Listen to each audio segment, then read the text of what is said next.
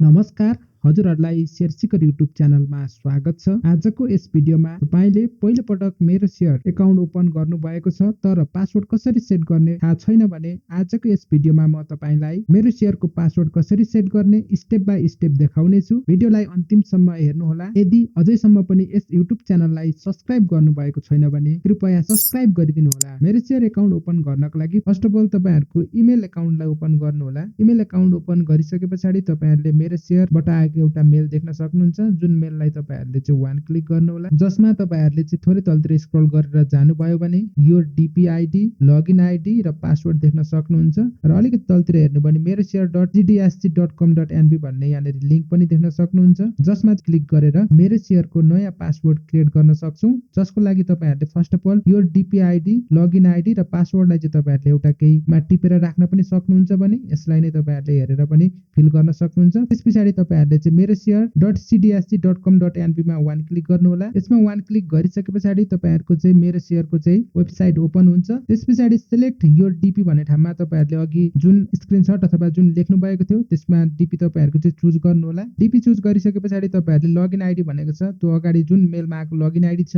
त्यही आइडीलाई चाहिँ तपाईहरुले यसमा इन्टर गर्नु होला। लगइन आइडी इन्टर गरिसकेपछि तपाईहरुले यो पासवर्डमा तपाईहरुको जुन पासवर्ड आएको थियो त्यही पासवर्डलाई चाहिँ तपाईहरुले इन्टर गर्नु होला। पासवर्ड इन्टर गरिसकेपछि तपाईहरुले लगइन बटनमा क्लिक गर्नु होला। लगइन बटनमा क्लिक गरिसकेपछि चेन्ज पासवर्ड भन्ने देख्न सक्नुहुन्छ, जसमा ओल्ड पासवर्ड, न्यू पासवर्ड र कन्फर्म न्यू पासवर्ड भन्ने अप्सनहरु देख्न सक्नुहुन्छ। जसमा तपाईहरुले ओल्ड पासवर्डमा तपाईहरुको जुन मेरो शेयरमा आएको पासवर्ड छ त्यसलाई नै इन्टर गर्नु होला र न्यू पासवर्डमा चाहिँ तपाईहरुले फर्स्टमा क्यापिटल लेटर भएको एउटा वर्ड टाइप गर्नु होला, त्यसपछि एउटा सिम्बल टाइप गर्नु होला र अन्तिममा नम्बर टाइप गर्नु होला। एक्जाम्पलको लागि नेपाल@2026 यस्तो टाइपको पासवर्ड इन्टर गर्न सक्नुहुन्छ। यसैगरी कन्फर्म पासवर्डमा पनि सिमिलर पासवर्ड इन्टर गर्नु होला। त्यसपछि चेन्ज पासवर्डमा क्लिक गर्नुभयो भने तपाईको पासवर्ड चेन्ज हुन्छ र तल password has been changed successfully भनेर यहाँ तल देख्न सक्नुहुन्छ। त्यसपछि तपाईहरुले सिलेक्ट योर डीपी मा फेरि पनि तपाईहरुको डीपी आइडी चुज गर्नु होला। त्यसपछि युजर नेममा तपाईहरुले तपाईहरुको मेलमा आएकै युजर नेमलाई यसमा पनि तपाईहरुले इन्टर गर्नु होला। पासवर्डमा तपाईहरुले नयाँ क्रिएट गर्नुभएको पासवर्डलाई इन्टर गरेर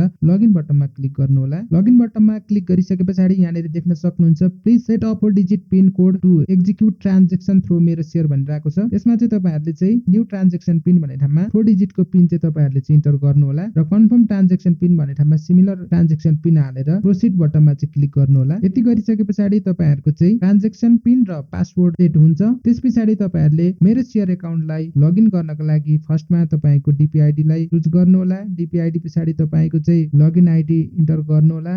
त्यसपछि पासवर्ड इन्टर गर्नु होला र लगइन बटनमा क्लिक गर्नुभयो भने तपाईको चाहिँ मेरो शेयर एकाउन्ट चाहिँ ओपन हुन्छ र यहाँनेर तपाईहरुले 3 लाइनमा क्लिक गर्नुभयो भने यसबाट तपाईहरुको चाहिँ सम्पूर्ण डिटेलहरु देख्न सक्नुहुन्छ र तपाईहरुले यसबाट चाहिँ आफ्नो पोर्टफोलियो हेर्न सक्नुहुन्छ, कतिवटा शेयरहरु पार्नु भएको छ। त्यस्तै गरेर तपाईहरुको चाहिँ यहाँनेर माई आस्पामा गएर चाहिँ तपाईहरुले चाहिँ नयाँ शेयरहरु चाहिँ खुलेको बेला यहाँनेर एप्लाई फर इस्युमा देख्न सक्नुहुन्छ, जसबाट तपाईहरुले चाहिँ शेयर एप्लाई गर्न सक्नुहुन्छ। आईपीओ कसरी एप्लाई गर्ने भन्ने थाहा छैन भने आईपीओ एप्लाई गर्ने भिडियोको लिंक डिस्क्रिप्सन र इन स्क्रिनमा राखिदिएको छु। त्यस भिडियोलाई हेरेर आईपीओ एप्लाई गर्नु होला। यदि तपाईहरुलाई पनि भिडियो हेल्पफुल लाग्यो भने लाइक, कमेन्ट र शेयर गर्नु होला। यस्तै इन्फर्मेटिभ भिडियो हेर्नको लागि च्यानललाई सब्स्क्राइब गर्नु होला। पुरा भिडियो हेर्नु भएकोमा र च्यानललाई सब्स्क्राइब गर्नु भएकोमा हजुरहरुलाई धेरै धेरै धन्यवाद।